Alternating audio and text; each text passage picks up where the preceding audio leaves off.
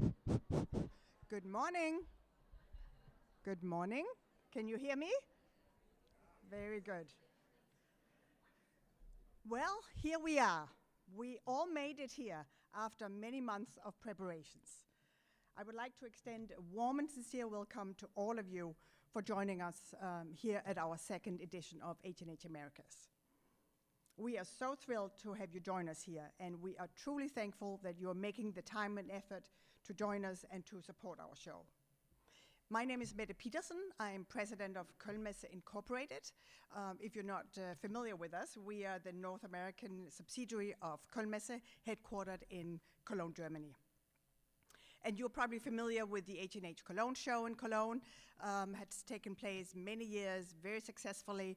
And based on that success, we felt that last year was a really good opportunity for us to create a US version.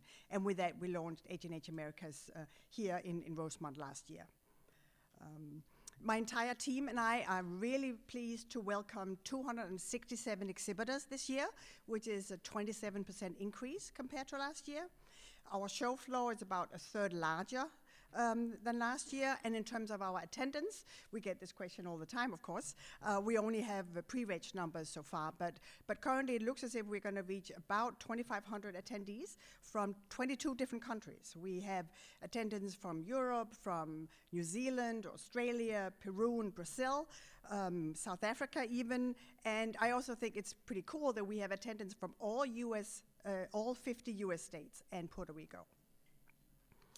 I would like to extend a big thank you to our strategic partner, Craft Industry Alliance, and especially Abby Glassenberg, the co-founder, for their incredible support and guidance with the entire event and especially our conference program. We are in for a real plethora of some 65 different educational and networking sessions and special events, and I really hope that you'll have time to enjoy many of them. So do take time to explore our show floor. Many of the features we had last year, we have organized again this year, such as the India Untangled Startup Pavilion, the Fashion Boulevard, the main stage, and so on. But this year, we've also added the Sewing and Quilt Pavilion in partnership with Road to California. We've added the Hands-on Learning Lab and also the special cosplay exhibit. And for the first time this year, we are adding the Content Creator Studio for video and podcast production. So if you have time, stop by our little studio out in the main lobby and take a look at that. And thanks to all of the activities and social media posts from a lot of you and all of our content creators, we're actually reaching 5.7 million consumers this year, which I think is really amazing. And with that, hopefully, we and H&H Americas is adding some value to our community and our industry at large. So I'm going to keep it brief because we have a really interesting keynote panel waiting. But I just wanted to remind everybody to use their mobile app to network also now during the show, to reach out to other attendees and exhibitors. And don't miss our digital after show, which is running next week from Monday to Friday. It will be available on our H&H Connect platform. And H&H Connect is your new year-round community, which really extends the experience of our physical events. And with that, we are offering live events, on-demand content, product and vendor sourcing, and really community building. So enjoy everything that H&H America has to offer. I'm now going to hand the word over to Abby. She always has a lot of great insights. So enjoy the keynote and enjoy the next 3 days. Take care.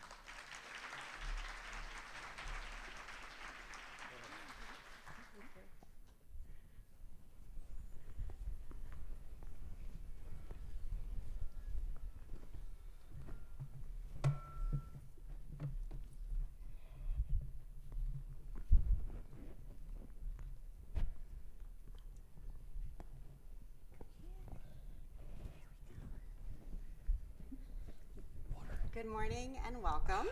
I have a story I want to tell you, and it's about a woman who lives in South Georgia named Cadence Kidwell. Cadence had a dream a lot of us can relate to. She'd been teaching at a university and she liked that job, but inside, she knew she wanted to set out on her own. She was an entrepreneur at heart and wanted to do something creative. Cadence is someone who truly risked it all to make this dream a reality. 9 years ago, she and her husband sold their house, sold their car, and eventually cashed in her 401k. They moved to a new town called Thompsonville, Georgia, and Cadence bought a rundown building on a rundown block in downtown. She renovated and decorated, ordered inventory, and opened Fuzzy Goat, a yarn shop that features Southern yarns. And it thrived. And I wanted to share Cadence's story with you, not just because Cadence is someone who is living her dream, but also because I think Cadence and her business really represent our present moment. And here's why. At the start of 2020, Fuzzy Goat had a website, but essentially no e-commerce at all. So when the pandemic hit and nobody could come into the store, Fuzzy Goat could have been totally sunk. But that is not Cadence's way. Instead, alone in the store, she got to work. She started doing Facebook Lives. It is not my nature to go live on camera, she told me, but she did it. She built a new website on Shopify and listed every single product in the store, reaching her existing customers, but also yarn enthusiasts outside of Thomasville for the first time. She upgraded her email marketing and started using SMS to text her customers shop updates. But Cadence didn't stop there. She started a subscription yarn box, creating recurring revenue for Fuzzy Goat. And she forged relationships with yarn shop owners in other parts of the country to build community through hosting live virtual events together. Today, Fuzzy Goat is, of course, open again, and its local customer base is back. And 70% of Fuzzy Goat's revenue continues to come in online.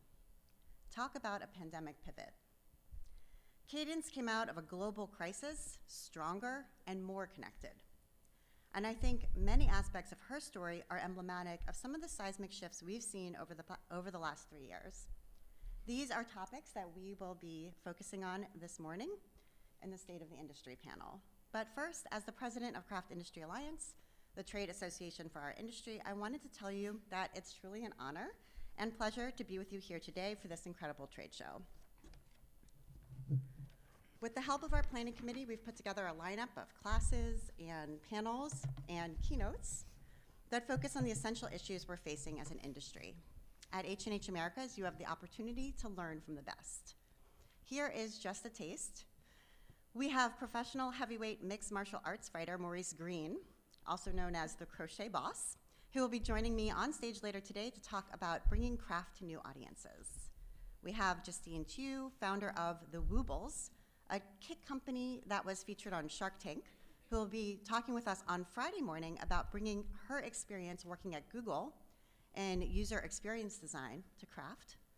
Kathy Canomario of The Crafty Chica will be talking tomorrow morning about brand partnerships and collaborations. We will have a panel discussion on our main stage on Thursday about how online educators can partner with brick and mortar retailers so everyone wins, and so much more. But before we kick everything off with our State of the Industry panel this morning, I want to thank Meta Peterson, President and Managing Director of Cologne Messe, for all that she and Cologne Messe have done to bring H&H to Chicago again. So huge thank you to them. And if you are here as an exhibitor, and maybe even as an attendee, you have likely spoken to Darren Stern. Darren has shaped nearly everything that you see and that you will experience over the next 3 days. The man has an incredible work ethic, and he loves to talk, and we owe him so much gratitude. So thank you to Darren Stern.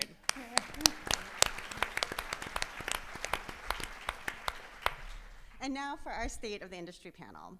As we thought about putting this panel together, we wanted to include a diversity of viewpoints and vantage points, and I think we've got that here in spades. So I will introduce each panelist in turn.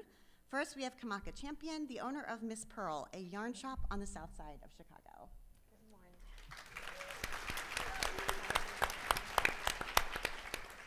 We have Jan Hurwitz, General Manager at Barocco and Senior Vice President at Premier Needle Arts. We have Hedi Ehlen, Managing Director at the German trade group Initiative Handarbeit that initially brought H&H to Cologne. And we have industry veteran Steve Jaffery, President and CEO of Brewer.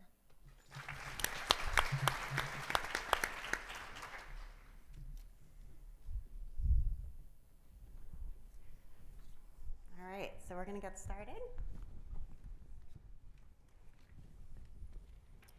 So to begin, it would be great if each of you could just take a little time to tell us about your role, what you do, what your company is all about. So we'll start with you, Steve. Okay, my name is Steve Jaffery. This is my 47th year in the sewing industry. Started in a local store, had different jobs along the way, was in charge of product development for Baby Lock USA for 30 years, was president of Baby Lock USA for 18 years, and now I'm the proud president of Brewer Quilting and Sewing Supplies. Our company is dedicated to bring new innovative products with excellent customer service to our customers, and we're really focused on driving business and consumers through the independent dealer network because we feel that's our core business and that's where we need support in a very strong way. So there you go. Jan, you're up. Yeah, I'm Jan Hurwitz. About 20 years in this wonderful industry.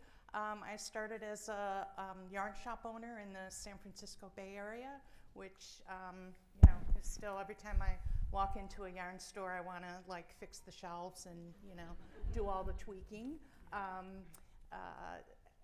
After a number of years, I moved into the yarn company side of things. I had a brief stint as a traveling manufacturer's rep, as a sales rep, and calling on retail stores.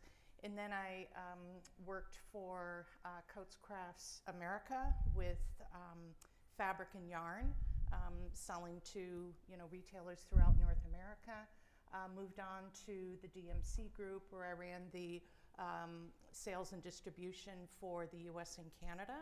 And I think I'm now in my best job ever of my life at Barocco, which I joined a year and a half ago. So I'm the general manager.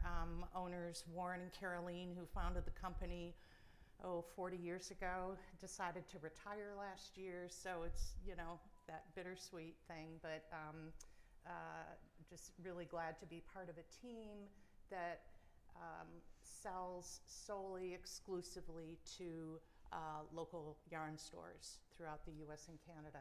So we sell our own Barocco brands that we source from mills in Italy, Peru, France, UK, and we also distribute for Lang, Wool Addicts, Lopi, Amano, and most recently we've added West Yorkshire Spinners out of the UK. Kamaca, you're up next. Hey everybody, good morning. I'm Kamaca Champion and I bring you greetings from Miss Purl. We are a family operated brick and mortar located on the south side of Chicago. Miss Purl was opened in September of 2021 in response to the market's geographical need for a yarn store located south of the city's downtown. In Chicago, all of the yarn stores are clustered on the north side of the city, which leaves one half of the city without access to tools and resources, and those are black and brown and blue collar communities. At Miss Purl, we are very passionate about keeping yarn, crocheters and knitters close, and we want to nurture makers and help them to be accomplished in their stitching and happy with their yarn. I'm so happy to be here and see all of you and be with my colleagues today, and I hope that our time together will be fruitful for you. Thank you. Hedi. Hello, good morning together. I'm Hedi Ehlen. I'm with this creative industry now for nearly 40 years. 35 years of these 40 years I worked for the Prim Consumer Group, and I was for many years responsible for the European business of this group. And what I love most is to work together with my US colleagues here in Spartanburg, South Carolina. You may better know not the Prim Consumer USA company, but the former named Dritz company. And we did a lot of exchange of information, ideas, trends, and so on. And that are the occasions a year I really love to do. And I'm now very happy to be back somehow to the US after this horrible 3 years we all have behind us. And therefore, it's a very special pleasure to be here. Thank you very much, Abby, for the invitation. And in 2020, I took over as a managing director the role at the Initiative Handarbeit. That is a German association. It is close to yours, but doing very different things. And we are the ones who take, at those times, the fair H&H to Cologne. It was in former times, it was in Munich, it was in Hamburg, it was in other different cities, but we loved Cologne, and we loved the Cologne team, and our managing director of the Cologne team is here today. Katrin, it's so good to be to have you here. And we have a very close and successful partnership during the last years. But when I took over the role in 2020, my first action was to cancel this wonderful fair due to the corona crisis.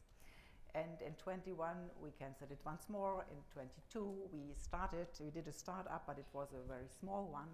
And now this year in March, we were back on stage again. And it was a wonderful fair, and we were so happy to be able to come together. And it was a very successful thing to do. And I hope the very best that it will happen to us here too, and that we all love to be together to exchange our ideas and all the things we have to talk about, and to see all these wonderful booths which has been set up. Thank you very much to Darren, who gave me a small preview on Monday. And I like very much what I see, and it will be a pleasure and an honor for me to be here and to talk. Thank you. Wonderful. So we're going to jump right in. We're going to start with some of the immediate challenges that businesses of all kinds are facing, but certainly craft industry businesses are no different. So specifically, I'm thinking about inflation, high shipping and freight costs, which are continuing, ongoing supply chain disruptions that we're still seeing. So how are these factors impacting the crafts industry now, and how will they impact them in the months to come? So Jan, we'll start with you on that one. Oh, okay, thank you. These are issues near and dear to my heart. All these things factor in when, as the Baroque team, as we go to source yarns from mills and suppliers overseas, we have to factor in all the time to how we end up pricing yarns to our retailers and the end consumer. So it really travels all the way through the supply chain. So I think we're all dealing with inflation. We're continuing to see our freight and shipping costs go up. And I don't believe we have as many supply chain disruptions as we did during the pandemic, which was just awful. We never knew what we were going to get. I mean, whatever company you were with, we never knew what we were going to get when. And mills, suppliers were shutting down for long periods of time due to COVID. So it was really quite a disruptor, and also for the families that, were part of those businesses. So what we try to do on our end as a supplier to, retailers and you to your consumers is, we try to order more frequently, build in our lead time.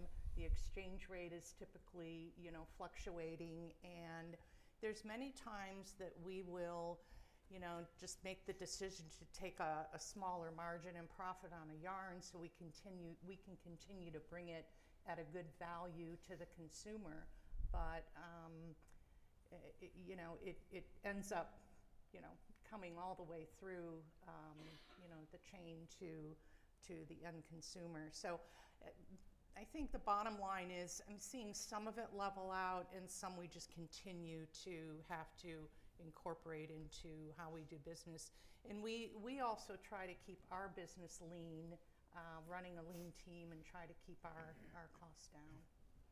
Kamaca, from a retail perspective, you're dealing directly with the consumer. So what are you seeing when it comes to these issues? Well, I think for brick and mortar stores, we are being squeezed on both ends because the cost of goods are going up, and that cost is being passed to us. And then on the other side, our customers are seeing a change in their disposable income and their ability to come out with gas prices are high, so it's very difficult for our customers as well. I think that it is important then for the brick and mortar store to be more thoughtful about where they are situated. For an emerging business, it's really important to be a part of a walkable community and to engage with your customers and stores that are directly in your area. And I know that is a little bit of a challenge because we're on social media, and so we're speaking to everybody, but it's of critical importance that you speak to the people that can get to you and that you can understand their immediate needs. I think it would be great to see, for me as a small business, I think my request in this, because it's going to continue, is that wholesalers think about lowering their cost of opening orders or minimums, because that will help us share the burdens, because the yarn that's on the shelf is literally our money is tied up on those shelves, and the longer it takes us to turn an inventory, then that's squeezing our ability to see some margins as well. So it would be great to do that. Some other ways that I'm making choices is, and I don't like to do this, but a larger distributors, I can order more things from them, and I can save on shipping. As a small business, I certainly prefer to shop with other smaller businesses and give them a chance too. But for both of us, there is a tug on how much margin that we can get. And so another way around that is to think about connectivity and how can we work together. And that could be two yarn stores working together. That could be collaborating with a dyer and with another maker, so that we can all work, put all our power together to move up instead of being kind of dispersed in our efforts. Steve, it looked like you. Yeah, inflation is a huge issue for everyone, and as international freight charges have come down, because at the peak of the pandemic, some containers were $28,000 to $30,000 per container. It's dropped down to $5,000 or $6,000, so that's helped a lot to help everybody's margins. What we're doing at Brewer is trying to develop unique products that we sell only through brick and mortar dealers, that you can make a higher margin than what you can make from the off-the-shelf things you see in all the Walmarts and the mass merchants. And that's all important to everyone's business. But for us, we want to deliver unique things that you can sell to your consumers and bring more traffic into your store. What's interesting about the freight is, even though the international cost of containers have reduced, the freight domestically hasn't gone down. And it continues to go up, and we're always looking at negotiating better opportunities with our vendors and with the freight companies to get that cost down, because it's money that's just out the window for all of us, to get the products to our stores and to make them profitable and competitive to sell to the consumers. Another challenge we face as a whole is people. Getting people in our stores that want to be there, that want to learn, that want to work, and just having people, because so many places are closing early because they don't have enough staff to run their business. And it's a challenge for all of us here to get the right people in your store that you can train. This is a business that takes a lot of knowledge to service our customers. And it is a lot of tribal knowledge moving forward as you go forward. So the future is, we got to attract good people to our industry. We got to train them and motivate them to stay in our industry, and show them what a great industry it is for the future, and for all of us here. Hedi, do you have thoughts on this too? Yes, maybe from a more general view as an association, I would say, if I look back at my 40 years in the industry, we have crisis, we have had crisis, and we have had a time when people thought knitting as old-fashioned, they do not want to do things with their own hand, all those things, and we overcame somehow. Therefore, I think we are in creative industry with a lot of creative people in it, and we will find solution. I do not have the solution today, but you heard a lot about things we can do, and therefore, if I have a forecast, I would say, hey, we will overcome, and we will grow somehow.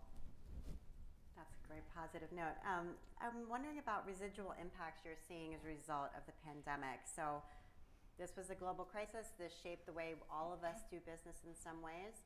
So what are you seeing as sort of lingering impact now that we've come out of it?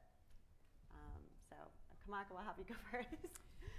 Well, we are intentionally brick and mortar, and we opened during the pandemic. So we doubled down on the idea of what community means and what it means to come into the store. I think residually, in Chicago, we are still dealing with the impact of pandemic. So the pandemic is still very real for us. It's still very real for people of color and businesses of color. I think that, therefore, though it's an issue of justice for me to have this yarn store on the South Side, and I think that we as owners should think about how we are providing access to everyone to our craft. And one of the reasons we opened when we did was because I noticed during the pandemic that communities that had amenities in their communities were more likely to thrive or to sustain in ways that those who didn't have access to creative expression did. And so for me, it's very important that that we continue on that path of making sure that there is access, that knitting and crochet do not belong to a certain economy class or a certain race or a certain educational background. And so those are things that I think people are becoming more aware of, and I think it's our duty and privilege to work in that arena. I think that overall, in terms of shopping, customers are used to the perceived safety of online shopping and social media community and online learning. And so we do have to really work on our relationships to drive the customers back into the store. And that's one of the things that Ms. Purl has been working on, is tangibly driving people back into the store and giving them that sense of comfort level that we can nurture you. There is a place in this market for the local yarn store still to thrive. I would really, if I can Yeah, jump go in. ahead, yeah. I totally support that. As you told the story about the fuzzy goat and how she had to pivot and transform her business, I thought that was very inspirational. And we saw that with many, many retailers. Also, as a company, Barocco tried to develop specific programs to help stores through that time where they were shuttered. They really couldn't buy a lot of inventory. They couldn't afford to bring in what was new. We've tried to continue some of those programs. And the retailers that I talk to and visit all the time have really reported that, consumers are really eager, they've been very eager to come back into the brick and mortar store. We crave that sense of being together and building community, and I think it's one of the most valuable things that yarn stores do in their communities. We're seeing more and more events happening, and so I see that as a positive result. I think also consumers might be expecting even a better retail experience than before. So I always try to stress when I meet with stores, when we talk about the state of their business and what they're doing or ideas that they can have, make it exceptional. Make that in-store experience something that they can't get online. And I'm not knocking online, because it's a really important piece of what we all do. Yeah. I think a big opportunity from this is, as people have broadened their scope of what they enjoy in the craft and sewing world, they can now start building textiles. And so you combine stitching with embroidery, with three-dimensional things, with crochet and knitting, and layering fabrics, whether it's a quilt you're working on, a long arm machine, or a serger, whatever you're doing, it gives that opportunity, because I think consumers are thinking much more broadly about how they want to enjoy the business and the fun of craft. And I completely agree. Retailtainment is a must. People are smarter now. They understand I can get this online. They understand I can get everything I need online, but that's not the community. Community, people want to come together and they want to share what they've made. They want to have fun with that. They want to say, look what I got, look what I made, look at the techniques I used. And that's what has also happened after the pandemic is the consumers are expecting more. When they come to your store, they just don't want to pick something off the shelf and walk out the door. They want to learn. They want you to be a place of value so that they can come in and get questions answered that they can't get answered somewhere else. From what bobbins is this machine, to what needle is this, and what fabric works well with this stabilizer. All those things are important to the consumers, and we got to continue, because all people are coming back to the community. They're coming back to events in a big way. And I think that's the good and bad of the future of this, is that we have to take what we've learned imports for sewing machines over this period went up almost 900,000 units. But the average cost of that machine went down from $118 to $108. So that tells me that most machines are bought through mass merchants. Okay, so you got to take those customers and how do you bring them in to a better world, a more informed world, a more creative world at the dealer stores and through your communities. I think that will also help us build more business for the future as we get past this pandemic. Same thing happened at 9/11. After 9/11, crafting, cocooning went crazy. Imports doubled on sewing machines. It went back down the next couple of years and it leveled off a little bit higher than it was before. So there's a lot of opportunities for all of us out there in all the genres of the business to combine them and make it a new experience for all the consumers out there. From a European perspective, Hedi? I would say from a European perspective, what we can see in the market already is that the hype of the online business during the pandemic is a little bit going down. That means we do a lot of surveys and we learned from that online business is going down a bit after the pandemic and retail business is growing once more. And sometimes I think personally the word community could have been founded in our industry. Therefore, I'm so sure that we will have there a successful way to come together. But what we always should do at a retail level, I think, is really offering what you already said, offering a form of experience to come together, and that will make us successful, I would say. And I think there's also been a significant shift more broadly over the last decade in the way that consumers are accessing information. So rather than maybe turning to the few big publishers, for example, to learn new things, they're turning to creators themselves via YouTube, via other social media, and brands are also working directly with creators. So I wondered what you think we need to think about when it comes to this kind of change of the way consumers access information. So, Kamaca, we'll start with you too. I always call on you first. I wish that I was in grade school getting picked for kickball. I would feel pretty awesome right now.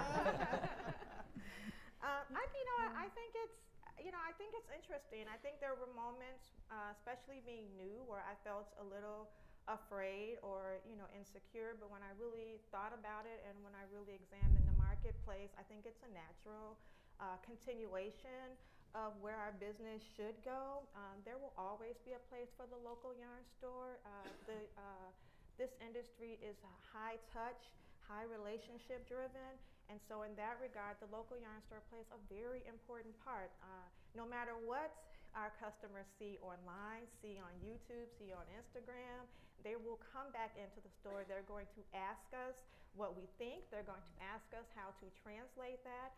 And then they're also going to be looking to us for the tools and the resources. And so I think from that regard, the way forward for local yarn stores is to think from the issue of connectivity. And for me, that means how do you look out onto the ecosystem and see what is taking place and where you can plug in to support what is already taking place. I went to see Transformers with my family last weekend, and there was a bit in there where Noah and the Optimus Prime, they're on the same side, but Noah wants to save Earth and Optimus Prime wants to save whatever their world thing is. And so they're working together, but actually separately. And in the midst of that, they lose the thingamabob that they were trying to fight for. So my son Adam would die that I don't know what that thingamabob is. But it's the thing. So they're trying to do that, and when it's gone, they realize that, hey, till all are one. That's what they said to each other, till all are one. And I think we should be saying that to ourselves too, till all are one. How can I work with what is already taking place and support that? And I think customers will respond to that. On the other hand, I do want to challenge big makers and big influencers and big brands to consider not cutting the local yarn store out of their conversations and out of these influencing opportunities, I would love to work with a brand opportunity. For example, my email list, my last email, 64% of the people opened it. I had a 12% click rate.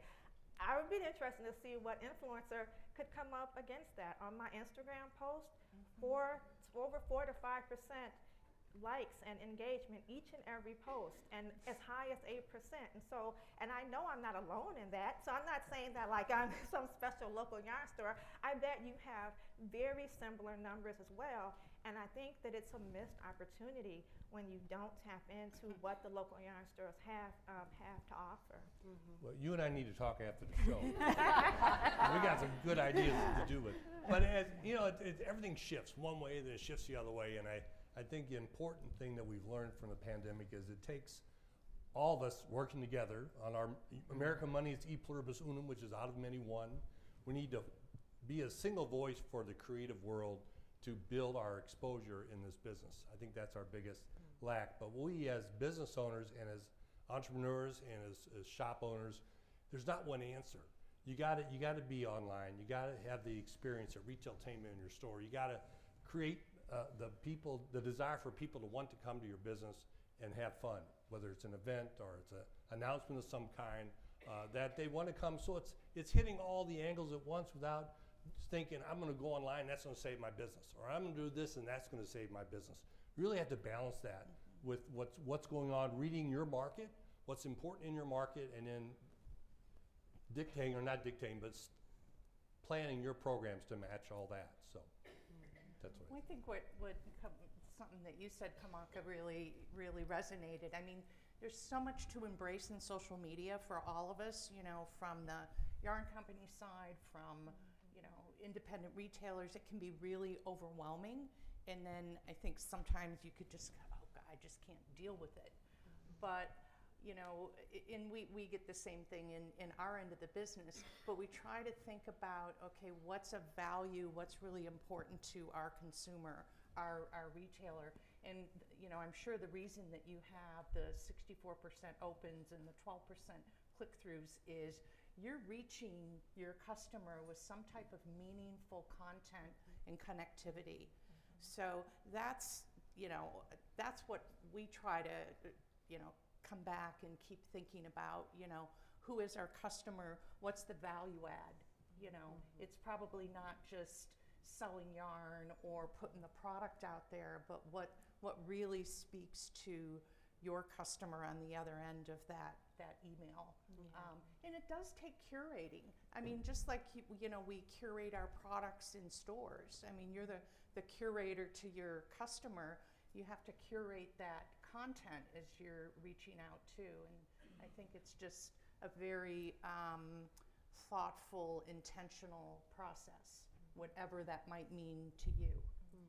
Abby, can I add to that just for a second? I would add to that there is a cost to that, to having that type of very specific content, and that is, we as a local yarn store, you do have to spend some money and time on really understanding who your audience is, what they want from you, and that means saying no to a certain amount of audience. You can look out and see the yarn store across the way talking or having this KL or doing that, but that may be very specific to who they are talking to, so you really have to understand who is coming into your store and what they're asking for you. And they're not always asking for us to sell yarn. They really are wanting an opportunity to expand their knitting practice. And so how can you add value to that without constantly worrying about how much yarn you're selling? A lot of my content on my Instagram feed are not finished objects. They're really about talking about what it means to have a business, what it means to have customers that are invested in it, and what it means to grow in this a larger ecosystem. And so those are things that you have to think about, not just what's in it for your store and your business, but what's really in it for your customer. Perfect. That's Nothing, good. Perfect. Nothing to add from my side. So I want to talk for a minute about the role that sort of big box retailers play in the ecosystem for consumers, because they do play a role. It is an important role. And I wondered how you thought about, you know, local stores and brands interacting, and also basically how we bring in new makers. You know, I think a lot of what I hear from consumers is when they first learn to knit or sew or whatever it might be, they go to the big box store because that's what they know. And then they get some supplies, maybe they get into it, invest in a little bit more, and then they go for the good stuff, which is to go to the local store. So I wondered how you're thinking about how we generate the next generation of makers. Steve, we'll start with you. Oh, okay, start me. To me, it's education. It's education. It's being out there, letting people know what you offer, what you have. And you may not get them on step one when they get into knitting or crocheting or sewing and they buy from the big box stores. But maybe you try to get them on step two when they start falling in love with it. Because in our business, especially the sewing machines, they fall in love with this machine, they want something more. Then they get the next machine and they love that. Now, this other machine does something else, so then they buy that one. Before long, they've bought 6 or 7 machines from you. You look at the lifetime value of all your customers. So it's not that you're selling them a $50 machine used. Down the road, you may end up selling them $20 or $30 or $40,000 worth of equipment over the course of time. So that's important. Big box does get product and brands out there in the market, which drives the awareness of that product. So then it's up to us to educate them to come into the smaller stores and to use the education to enhance their enjoyment of what they do. Mm-hmm. What about you, Hedi? How do you think we generate new makers? I think it's all about inspiring. I think we have to inspire them. We have to come up with must-haves. We have to come up with models they love to have and which they can do with their own hands. I think that is handicraft have to make fun, and we should look how we can offer this fun, this community, and this inspiring things to them. Hedi, I love that about what they can make with their hands. I think that the consumer who goes into the big box is really about our process, are adventurous, and they're really using the yarn that they get in the big box as a tool. And so that flips a little bit when they come into a smaller local yarn store where we are putting the yarn first and they're putting the act of what they're doing first. And so I think that asks us then to think about how are you nurturing that part of them and not trying to fit them back into a box of buy this yarn or this variegated or did you see this fiber. That's not as important to them. So if you're speaking to them in that terms, you're going to lose them because we'll never be able to compete with the big boxes prices. We can't compete with that. And I even brought a big brand into the store, but some of their more popular lines I couldn't because I can't compete with the 40% off coupon. So in that way, you have to think about what's important to them, and what's important to them is being able to say, I finished this and gave this to my aunt. I made this for my baby, or look at this cute tube top that I'm wearing on the beach next week. And so then, how can you build upon that? And I think that will begin to nurture those makers and then bring them into our community. It's really not about what you sell, it's what they can do with what you sell. Oh, I love that. And the key for all the stores is to have great inspiration. I did a study once on shop hops where buses of quilters go from place to place. And we ask each time they stop, did they buy, what did they buy, and how much did they buy? And it was interesting, there were some stores they stopped at were huge stores, but they had very little inspiration. Only a couple quilts here, a couple fashion garments there, and the sales were way down. Then you go into a smaller shop, they had beautiful quilts everywhere and beautiful fashion on display, and the sales were way up. The key for our industry, the business of brick and mortar, is to have great inspiration because that's what the consumers are looking for. What can I do with this machine I just bought? What can I do with these crochet needles, or needles are called needles? Crochet needles? Or hooks? Hooks? Crochet hooks? I have Anyway, that's my thought. I'm going to take a different view on it because I agree with what all my colleagues have said and inspiration and leading them through to the right project. But I was thinking of that knitter, that crocheter, that maker that walks into the local yarn store through the door for the first time. I think it can be overwhelming. You know, it's, I think we all know how to navigate the aisles of Walmart and Joann and Michael's, and they're intended to be kind of self-serve, right? But you walk into a local yarn store for the first time, and it can be really daunting. So I like to think about how can we be welcoming and nurturing to that, maker that we want to cultivate, whether they're new to the craft or new to the local yarn store. So maybe think about how do you introduce someone new to your store? How do you navigate? I mean, a lot of us can, I can walk into a store and I know exactly how to, find the worsted weight, easy wash, etc., because I know yarn is probably arranged by gauge or weight, or in some cases brand or fiber, but that person new or that new maker to your store has no idea. So, greeting someone right away, which sounds simple, but it doesn't always happen, and finding out, hey, have you been here? Are you new? If not, let me give you the tour, and then they automatically can feel more comfortable. Maybe I belong here. They're not intimidated by the group of women that have known each other for 15 years, all sitting at the table. That can be overwhelming. So I would just give some thought to, maybe even you do a video, store tour, and that's part of your, post it on your website. Hey, if you're new to our store, here's how we're organized. Here's how you can find your way. Well, it may be old-fashioned, but what does the consumer leave your store with when they walk out? I was always a big advocate of a small pamphlet or something that gave your main products and services. Maybe there's a QR code with a video that says, here's what we're about, here's why we want you to be shopping at our store, and here's what we have to offer. Because once they leave the store, you never know if you're going to see them again. But something to remind them that, hey, these are all of the services that we offer the consumers, and it'd be great to have you back on our store. I'd love to talk a little bit. Google 360 too offers, just really quickly. Google 360 offers, you can purchase a little package and they bring the little drone into your store and they'll run it around. And so that you can make a video cool. like that. It's probably about $400, $300 or $400. Yes.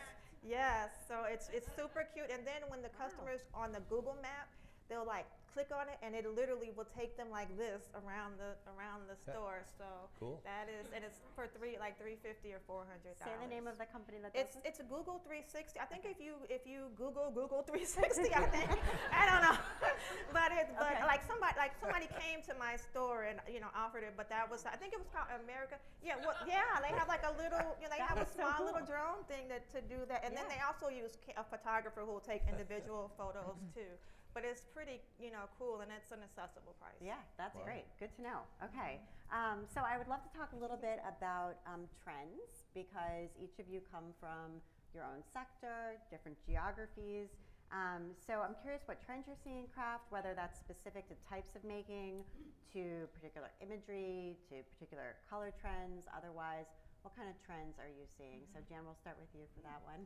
I was just talking to members of my team about this. We talk about this all the time because we need to pay attention to trends with color and design and what people are wearing and so forth. So a couple things. We're seeing quite an increase in crochet.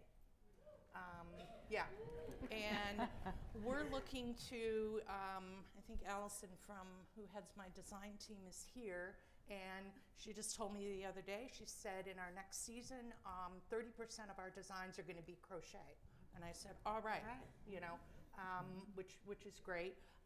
Color, we're still seeing people really gravitating to bright colors. Even it's kind of a natural for, say, spring yarns and that type of, season, but especially post-pandemic, we're finding that people want to be surrounded by bright, inspiring color, my friend. Yes, my favorite orange. And even with some winter yarns, we introduce, some vibrant pops of color, and they resonated really well. And then I think imagery of whatever you post on social media, on your website, even in your store. I think the lifestyle setting is really important. We want to bring that maker, that person into that image, into that world. She wants to say, oh, I wanna be there. I want to, you know, I could wear that, I could make that, you know, envision yourself in that, whatever that image is. Hedi, what about you? What are you seeing in trends? Before I come to the trends, I would like to share something with you, with which what we learned out of our last consumer survey we did now in March of this year. What do you think? What motivates people to do handicrafting? Number first was, I want to have fun. Number two was, I want to express my individuality. I want to be personal, individual. And the third was, I want to do something with my own hands. And I think that is a sort of trend too, but the main trend I see at the moment, or we see, is sustainability. We see a return to handicraft techniques in general. We see a trend for slow fashion. We see upcycling activities.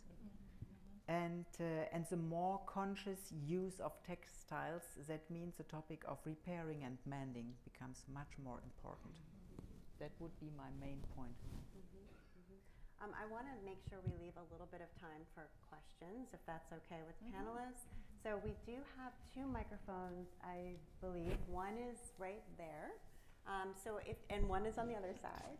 If you do have a question for our panel, we would love to hear it. So make your way, okay, raise your hand, yeah, that's great. We'll start here, and we'll have time for, I don't know, a few, one or two. I don't need a mic. Okay.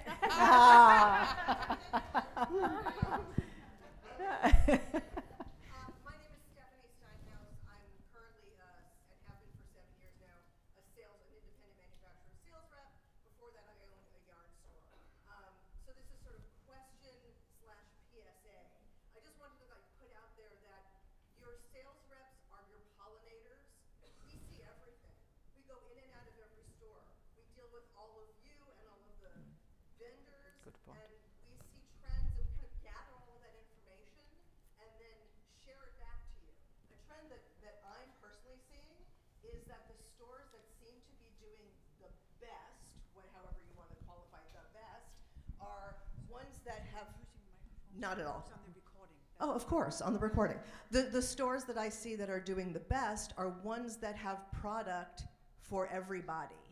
So the less yarn snobby the shop is, the better they seem to do. And I'm wondering if you on the stage experience that or something different. I'd be curious what your thoughts about that are. And I'm also, the question part of this is, how you talk to me about sales reps from your point of view, the value of them or not, how you would like us to be working with you, if we are or not. That's my question. Well, Stephanie, thank you for the PSA, and I do agree with you. But I will have to say that my experience with sales reps has been hit or miss. I think that for me, as a person of color in a person of color neighborhood in a small startup store, I get overlooked quite a bit. I have, so, and I do have my Barocco rep, who is who is Joan, who is awesome, and she talks to me some about some trends, and we do have an opportunity to have some engagement. But there are others who see me as a transaction, and prefer the larger. There are more established stores in the Chicago area that are more popular, and they are the first stop. They will always be the first stop, and so I feel some kind of way about that. I won't even lie about it, but I do think that it is very helpful to have access to that information, and we absolutely need it. And I would love to have you be able to have that kind of a conversation, partner with you. Practically, I do have a range of prices in my store. One of them is the Barocco Vintage, and it is a wonderful and it's a great bridge for some of the big box shoppers. I also try to have some variegated yarns and from hand dyers that are more exclusive, that are for my more seasoned knitters, but I'm very conscious. I want people to come into my store, and if they choose to leave empty-handed, it's because they didn't want to buy anything, not because they couldn't, but because they didn't see anything for them. And then I will make sure to get that, but overall, anybody who walked into my store should be able to walk out with something, and that's important to me because I want my mother to feel comfortable. Me and her would travel to the north side, and she would never feel comfortable because she was a crocheter. I'm really great at crochet. It's always been out there for the south siders. We've always been crocheting. It's always been there, but it wasn't being recognized, and it was being overlooked. And the people who crochet were the people that, oh, those are the ones that go to the big box. That was the unspoken conversation that was at play, Which doesn't have to be. Which does not have to be. Anymore. Does not have to be that way. If I could jump in. Yeah, please do. Good point, Stephanie, about not being a yarn snob or having just all high-end, exclusive, luxury yarns. And I agree. I think it's really important to have a range that fits the needs of a broad range of customers, and also to welcome in that newer maker, maybe that younger maker. So curating your selection, we all know that it's not an easy job. And as a yarn company, we have to do the same thing. We look at hundreds and thousands of yarns every year, and then we curate them to bring to you, and then you curate what you purchase to bring to your consumer. And then on the sales rep end of things, Stephanie's one of my reps, so is Linda, Amy, love you guys. But when I was a yarn shop owner many years ago, I didn't see every rep. I ended up, probably after a period of time, I maybe only saw 3 reps because they added value to that meeting. It can take a lot of time, to spend with your rep and go through all the lines that they have, but it can be extremely valuable. So then when I became a rep, I used to sit in my car, and my mantra was always, what's my value add? What do I bring to this relationship? And I think it's really those best reps are the ones that build that relationship with you, and they know your business, and they know your customer, and they'll probably have curated what they bring into you already, because there's a lot out there. Yeah. I think we have time for maybe just one more question, if there is one more question out there. Anybody wants one more? Abby? Gentleman right here. Oh, yes, sorry. Yeah, I learned to knit when I was in 2nd grade, when there was 5 Waldorf schools in the country. Because my mom taught at one, and I'm wondering if there's any trend. It always seemed like so logical, and also, everybody in the class. It wasn't just the girls that did this, like home economics. So I'm just wondering if there's any trends that way that, because I don't know that I'd ever have gotten into it in my adult life if I wasn't introduced as a youngster. Yeah, great question. What do you I'm see? seeing the Waldorf school proliferation in Chicago, and the Montessori as well. And I do know a couple of knitters who are taking the Waldorf training to be able to teach specifically in the school. And I also have a few customers in my community whose children are in those programs who have come to ask for help from me. But that's a very specific skill set, and so I do try to support younger learners in learning how to knit and crochet, but try to involve the parents as well, because I think that is also a key tenet in the Waldorf and Montessori curriculum. But it's coming. I have seen it, and I've seen it a lot in the recent months post coming back into schools in person. Your thoughts on that? Also homeschoolers too. A lot of homeschool parents. We have a lot of homeschool parents who teach knitting. So we're coming up to time. Oh, does there one Could I more? add something very Sure, quickly? Yes. In Michigan, about 45% of our customers are crocheters.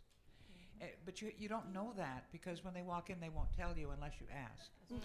And what's so fascinating about the crochet group is that more than half are very young. I mean, crochet is a real buzz now, and has been for a while, among sort of older teenagers and college students. I'm in a town next to the University of Michigan, so I know about college kids. and they're just gung-ho for crochet. So if you want to snag them young, what you do is offer, as I'm about to, a summer camp in crochet, and encourage young people to come, and maybe even give it to them for free, because they're going to be customers for life. I mean, I'm beginning to think we overemphasize the little $5 fee we keep asking, you know, which disadvantages poor people. It certainly disadvantages students. And so anyway, there's a shop in Lansing, East Lansing right now, Woven Art, that's been offering free knit classes to college students. And it just makes sense to understand that crochet is a really easy way to get that group. Okay, that's all I have to say. Yeah, we're hearing that from our vendors too, Crochet is on. We're looking at bringing in starter kits and all that. We don't want to get in the yarn business, but we do want to give people an opportunity to go to a store to maybe get started on knitting or crochet, because that will lead to other things. Because once they get the exposure of the multi-different ways that people can enjoy crafting, that's a better chance for all of us. That's a great note to end. Oh, sorry, go ahead.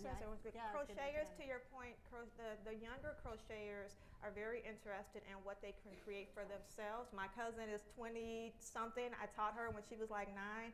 2 months ago, she picked it up and figured out, because the math, this is my friend Stephanie, because the math be mathed, they figured out how to make the shapes, and she made her own bandana and tube. And so I think if we're teaching, we should be trying to figure out how to enable them to be able to create their own garments. And so when we try to force them into the patterns and the stitches that we know, you lose them. So if you want to gather them, you need to teach them how to create their own patterns for their own bodies. My little cousin has made sarongs, full dresses, backs out, like unbelievable, because in crochet it's a lot easier to develop those shapes if you see something to construct it than it is in knitting. So I think the key, if you're going to go into that, is to add on to that class the ability to make things, because they already have in their mind. They come into the store with their idea of what they want to make, and so if you can help them do that, I think you'll be ahead of the game. And absolutely offering free. It should, because you can go on YouTube and learn how to knit. We should not be charging for help, for them to come in and get help. That is an equity and justice issue too. So I don't charge when people come into my store and ask for help for that reason. And that's even better note to end on. We have one more. We last do. comment. Okay, sure.